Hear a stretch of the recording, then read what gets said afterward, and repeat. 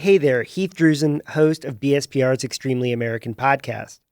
I'll be giving two Treasure Valley talks on Christian nationalism this month as part of the More You Know series. The first is July 28th at Congregation Ahaveth Beth Israel in Boise from 7 to 8:30 p.m. The second is July 29th at the College of Idaho's Jewett Auditorium in Caldwell from 7 to 8:30 p.m. Both are free and open to the public and will leave plenty of time for your questions. I hope to see you there. From the studios of Boise State Public Radio News, I'm Gemma Gaudette. This is Idaho Matters. What started as a seasonal foodborne illness has grown into one of the largest outbreaks the United States has seen in years. More than 11,500 cases have now been reported across dozens of states. Thousands of people have gotten sick. Hundreds have been hospitalized. And federal investigators say shredded iceberg lettuce is still the leading suspect in the largest cluster, even after an FDA lab test that appeared to find the parasite was later determined to be a false positive. So, how can both of these things be true? And what makes this parasite so difficult to track, to test for, and to stop? And what should people know about their own risk? Well, since today is Wednesday, it is time for our Doctor Roundtable with Dr. David Pate, former CEO of St. Luke's Health System and the co-author of the book, Preparing for the Next Global Outbreak. And he's here to help us answer those questions. Hi, Dr. Pate. Hi, Gemma. And folks, remember, if you have a public health question for Dr. Pate, send us an email, idahomatters@boisestate.edu. Okay, Dr. Pate, first, put this outbreak into perspective for us. I know we've talked about this before, but, there's been new information coming out. So first off, how unusual is it to see this many cases of this parasite across the country? Well, this is setting a new record for us. So we are used to seeing seasonal outbreaks with this parasite, but I don't think anyone believes that we have accounted for all the cases or anywhere near accounted for all the cases, and it has already exceeded all previous outbreaks. So is it, this doesn't seem to be as well known. I mean, when we talk about foodborne illnesses, a lot of times we think of Salmonella, E. coli. Can you talk to us exactly what this parasite is and how do people become infected? Yeah, the reason that it is probably less commonly known by the general public is that this parasite grows most efficiently in tropical and subtropical areas. So when we see outbreaks in the United States, it's almost always imported in some kind of product, usually produce, could be fruits, certain things. But just as in this case, where the origin has been likely to be determined to be Mexico,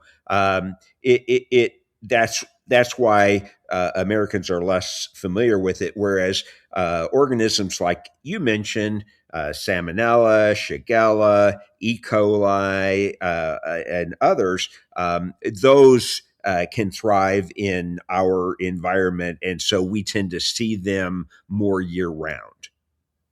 So one thing that's confusing people, and I have to say, I mean, I'm one of those people, is that the FDA says that a lettuce sample that initially tested positive turned out to be a false positive. But investigators still believe that lettuce is the culprit of this outbreak. So walk us through this, Dr. Pate. What does this all mean? Right. So two things can be true at the same time. The first point to understand is epidemiologically. That is, based on investigating people who got sick and trying to look at what likely exposures they had and what exposures might be in common, has led to them being very suspicious that this arose from iceberg lettuce produced by Taylor Farms' Mexico operation. Um, and so once that was identified, the company did a voluntary recall. Now, Hmm. there are other products that Taylor Farms makes and from other sources. And so another sample of produce from Taylor Farms that was not felt as being part of this current outbreak. The FDA was just testing more, which is the right approach, just to see if it might be more widespread than we even think. And initially, Hmm. there was a positive test. And then their experts, laboratory experts, went through it again and determined that no, it wasn't really positive. Now, the FDA has not put out as much information about this testing as I would like. Um, Based on what I can discern, it was a new test that they have developed more recently because this parasite is a little bit more difficult to test for than other more common causes of foodborne illness. And Hmm. this test they developed was a PCR test, much like people will be familiar with that we have used for COVID. And usually, PCR tests are quite reliable. However, I think this being a new test, I think what they need to do is go back and look at the nucleic acid sequence that they're doing, because this test tries to identify the organism by looking at its DNA or RNA and see if we did not select something that was specific enough to this organization, or how else this test may have failed, because that is not typical. But the key point being that this product that they tested that had the false positive was not part of the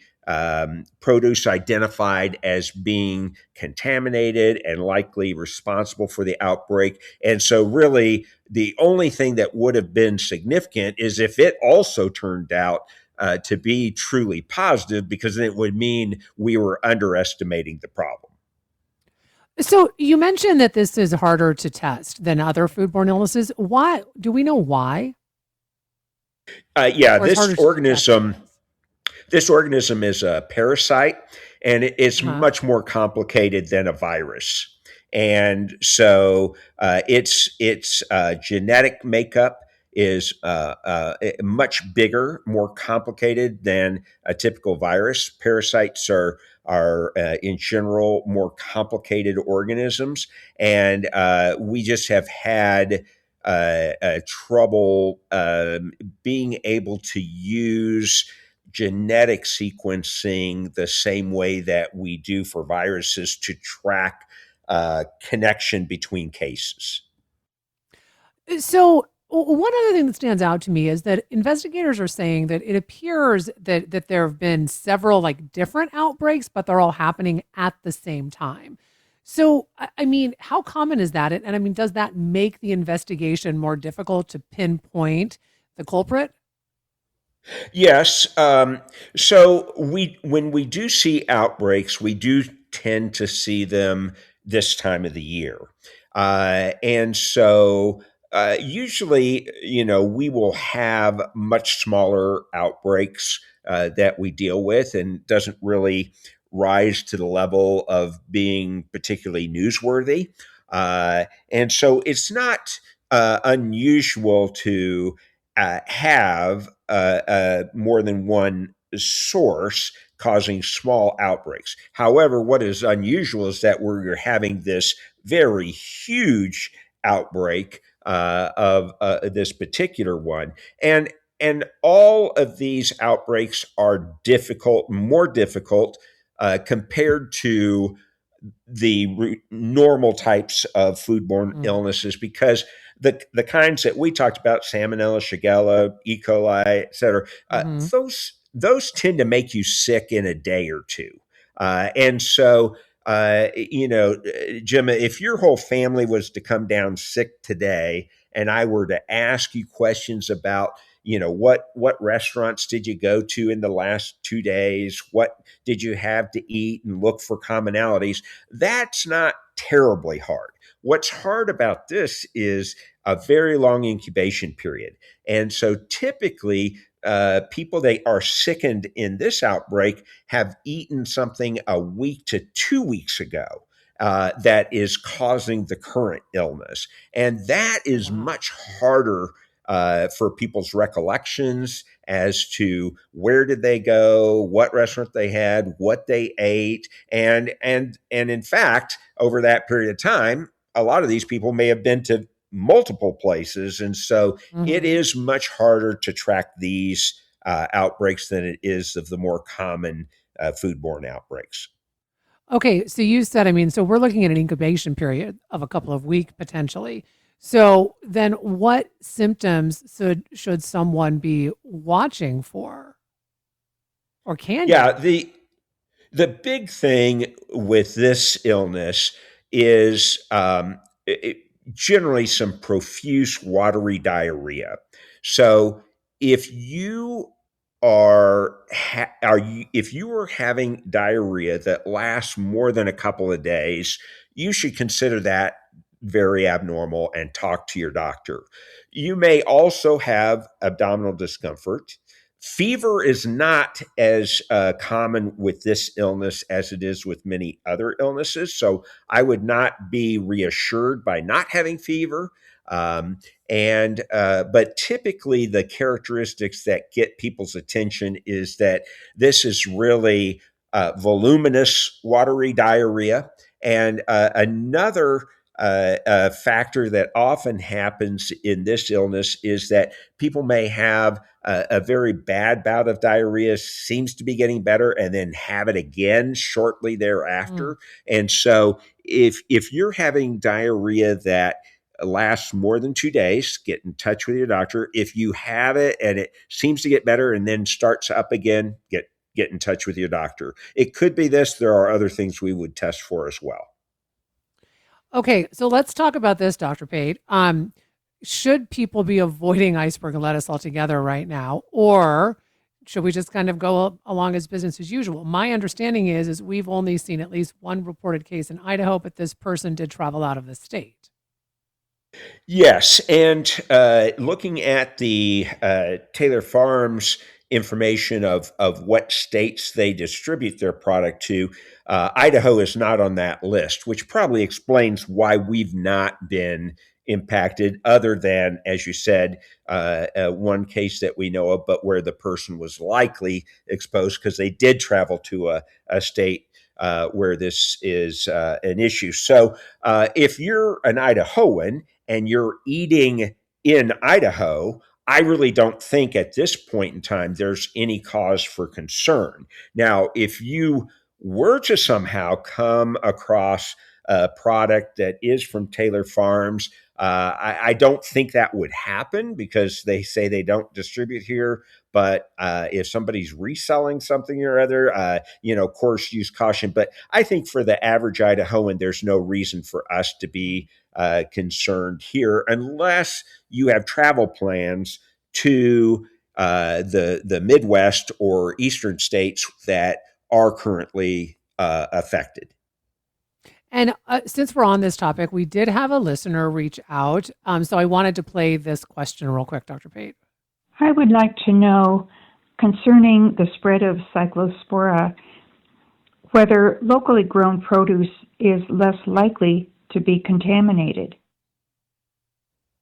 So, So Dr. this Pate, yeah, can you answer yeah. that? Yeah. Yeah, it's a very insightful question, and the answer is yes. That in general, when we're speaking about cyclospora, locally sourced would be unlikely because this is not the environment that cyclospora thrives in. As I mentioned Mm. closer to the top of the show, it likes to be in tropical or subtropical areas. So the likelihood that we would have cyclospora with locally sourced produce is very unlikely. Now, in the way she phrased the question, is it safer than? Well, I think, frankly, the produce in Idaho that even isn't locally sourced is safe because Taylor Farms doesn't distribute here to Idaho. So I wouldn't say that it's safer, but I would say that her general point in terms of just in general, not this particular outbreak, yes, locally sourced is likely to always be safer than imported from any a Central American or South American country. So, Dr. Pate, we have another listener question for you. So let's listen. Hello, my name is Bill. I live in Boise, and I'm wondering what Dr. Tate would say about the infusion for osteoporosis that I'm about to get. I'm told that I can do that instead of taking the Fosamax once a week, and I'm told that it'll last for about 6 months or so. Just wondering about any potential side effects or unknowns. Thank you. Okay, so Dr. Pate, can you explain to us what this means and tell us about this? Yeah, so Bill is raising a question here that probably some of your listeners may not be aware of, and that is I think most people tend to think of osteoporosis or kind of a weakening of the bones as a problem of women who after they go through the menopause. But as Bill is illustrating, it can also be an issue for men, and it can occur with aging or sometimes other medical treatments that we need to give to a patient can be worrisome for causing osteoporosis.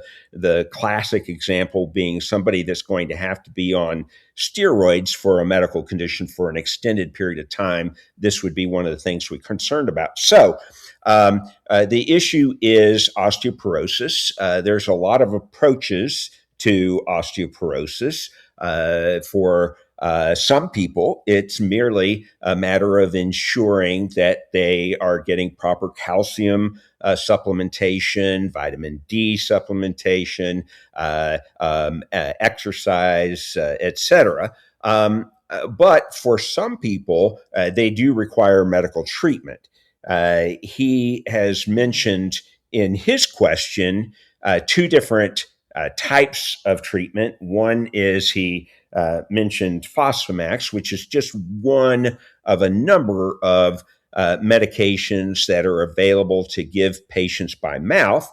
But some of these medications cause side effects. For example, the mainstay of treatment that we use that Fosamax is an example of often cause problems for people with swallowing, their esophagus, stomach upset kind of problems. And so there are some people that don't tolerate them real well. And then, as I think Bill was insinuating from his question, as to his particular case, it sounds like perhaps he was looking at this as maybe not somebody who has had a lot of problems with the Fosamax, but is enticed by an option that would be a lot more convenient instead of having to take pills or remembering to take those, getting a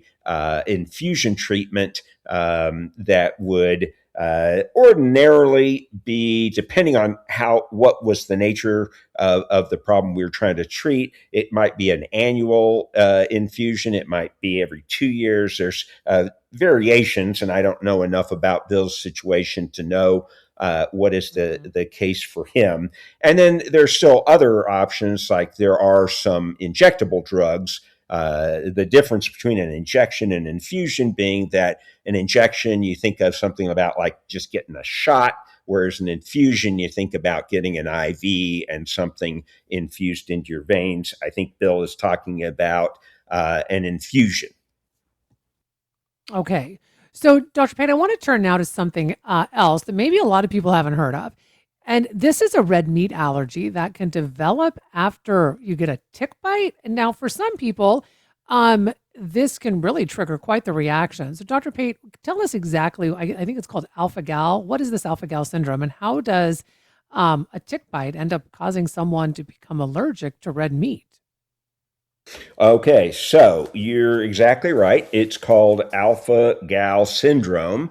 Now, for all the biochemistry majors out there, that is short for galactose alpha 1,3 galactose. So that is not a substance that is natural in the human body. In other words, our body doesn't make that alpha gal for short.